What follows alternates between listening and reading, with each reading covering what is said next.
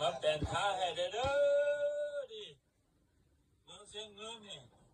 ระยะทางนี่7-8 กิโลแม่นี่โอ้ใช้เวลา1-2 ชั่วโมงนี่โอ้บ่ฮอดจะเทื่อนี่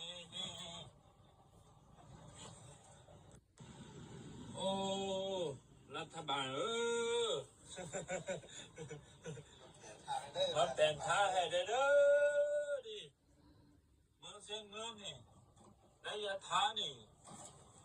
7-8 กิโลแม่นี่โอ้ใช้เวลา1-2 ชั่วโมงนี่โอ้บ่ฮอดจะเทื่อนี่โอ้รัฐบาลมาแต่งท่าให้เด้อดิ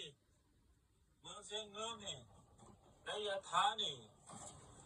7-8 กิโลแม่นี่โอ้ใช้เวลา1-2 ชั่วโมงนี่โอ้บ่ฮอดจะเทื่อนี่